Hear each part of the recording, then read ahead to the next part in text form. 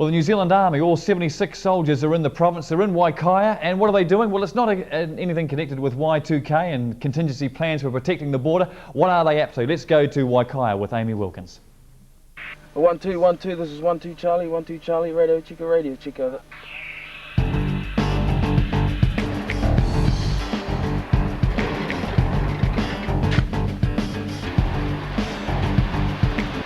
So Paul, I hear there's some action going down. Well, the scenario we're playing here is that two factions have signed a ceasefire agreement in a small South Pacific country, and a peace observer mission has deployed to monitor the ceasefire. My engineer squadron is part of that mission, and our job is to help the observer groups get out into the areas they need to monitor and to start to repair some of the local infrastructure so that the local economy can get started again. So what are you actually doing? Well, the aim of this exercise is to prepare for a larger exercise we're conducting next year. So we're focusing on our basic engineer skills in the culvert and bridge construction, and the use of limited and different resources, such as using Glenari station equipment, a tractor and a truck. And yesterday we had the guys using pack horses to pack their equipment up into the hills. They also have to kill their own sheep and then butcher them as part of their own ration plan. And so where are all these guys staying? Well, they're scattered around the station in their sections, living and working on the task sites, and they live under what we call a huchi, a small fly tent, in all weathers. That sounds excellent. Is there a job for me? Have we got a job for you? Corporal Winterbourne, we've got a new recruit here.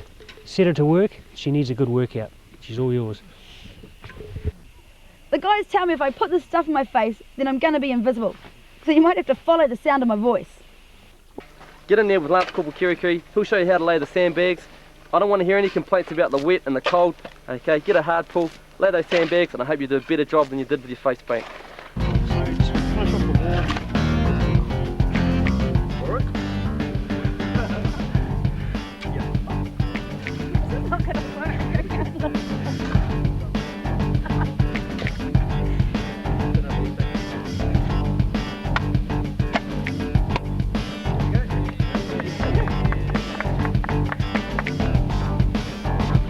Tom, I can't handle this anymore. I need to have a lie down.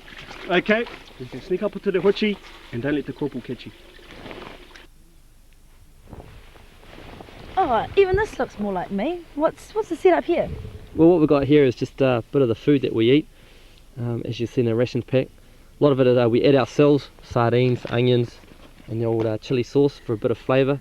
A lot of it we throw out as well because it doesn't taste too good. We've got our brew on here. You can have a cup of tea, hot chocolate or coffee, whatever you want to have a ration pack. And just behind you there you can see where we live. It's like a fly shelter. We call it a huchi. It's a bit of a nickname. And when we lie down, have our sleeping bag laid out with our pack at one end, so when the wind flies through it doesn't get you too wet. And our webbing to the side and our rifle, and basically have a good night's sleep from there. So even how do you find living out in these sort of conditions? Yeah, not hard at all really. After a few years you get used to it. 1 2, this is 1 2 Charlie, nothing heard, listening out.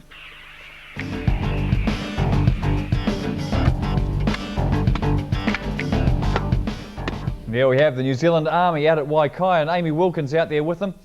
Beautiful countryside out there, but not so good if you have to live off the land, which they were doing. I must admit, Amy's getting very rugged these days, isn't she? Facing you in Chatfield yesterday, with the Army again today. Well, our next guest is indestructible.